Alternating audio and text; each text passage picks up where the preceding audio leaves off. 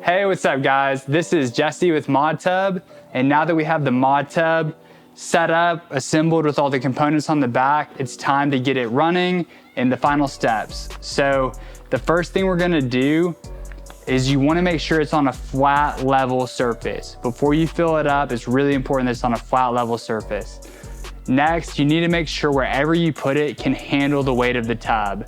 The tub alone is about 100 pounds. When you fill it up with water and you add all the components and then people are getting in and out of it, that weight jumps up over 1,000 pounds. So very heavy when it's filled with water, and want to make sure it's placed somewhere that can support all of that weight. Lastly, wherever you set it up, you need to be sure to leave plenty of space behind the tub. So we recommend at least 12 inches. That's so you can access the components on the back. It makes changing your filter easier, troubleshooting any problems. It's good to leave at least 12 inches behind the tub when you set it up. The first step is to fill up your tub with water. So when you fill it with water, you're gonna use a water hose and that hose pre-filter that we include. With the hose pre-filter, you wanna let water run through it for about 10 seconds to get all that excess charcoal out. It'll be a dark, kind of a black color initially. And once you flush all that out, you're good to fill up your tub. You wanna fill it up just above that jet on the inside.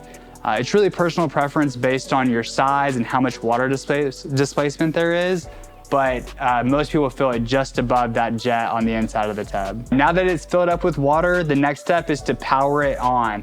It's important that you don't plug it into the outlet and turn everything on until it's full of water. This keeps the components from running dry. So once it's filled up with water, you're gonna go ahead and plug it in, power everything up, and you should see water start flowing through the system. All right, the next step is you're gonna set that pump flow rate. So that knob that we mounted earlier controls how strong the jet is, how hard the pump is working. So we suggest turning it up about 75%. You need it at least 50% to get good flow through the system to filter and chill the water. And after that, it's really personal preference. Some people like a really strong jet, and if that's the case, you can turn it all the way up. Obviously, the higher you turn it up, the more power it's gonna consume. So set it at least 50%, but then as high as you want to from there. The next step, now that everything's filled up with water and powered up, is to watch the system for a little bit. Just stand behind it, let it run for about 10 minutes to make sure there's no leaks or anything that looks out of place. You can put your hand in front of that return jet to verify water's flowing through it. You should feel some water hitting your hand as it's circulating through the system. And it's good at this point just to take a minute, make sure everything's running okay, and watch it for about 10 minutes. The next step, now that you've verified that there's no leaks, everything's running properly, is add any water sanitation you want to add at this point. So we sell the Serona package, so if you're adding the Serona spa care, is a good time to do it. If you're using something else, again, this is a great time to do it to get that water sanitized to start your cold plunging journey. The next step, now that everything's filled, powered up and everything, is to set your temperature on the chiller.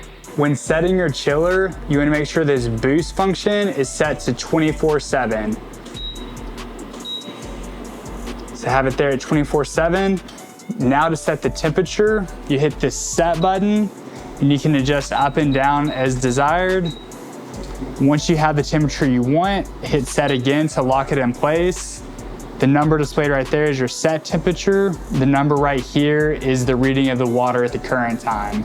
Another note on the chiller, there's that green power switch on this side of the chiller. You wanna make sure that's on so the chiller can run properly and you see it light up. With your chiller, when you set the temperature, there's what's called a deadband setting. So that means if you set it to 39 degrees, the chiller naturally has a 2-degree deadband. So that means the chiller will not kick on again until temperature rises above 41 degrees. So there's that 2-degree variance, and that keeps the chiller from running non-stop and continuously. It's that little buffer.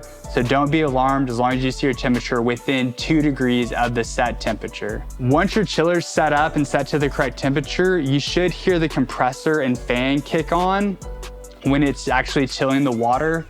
So you'll hear this, and this means the chiller is working to try to bring the temperature down.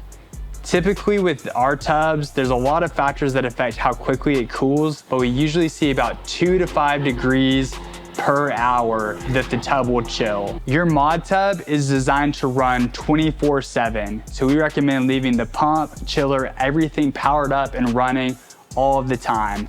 The chiller, once it reaches the set temperature, goes into standby mode. So it's not actively trying to chill the water or using a lot of power. It's in standby mode, waiting to kick on when it goes above the set temperature. The pump runs continuously. This keeps the water constantly filtering, circulating, and therefore able to chill when the chiller turns on. Thanks for choosing Modtub, and welcome to the Modtub family.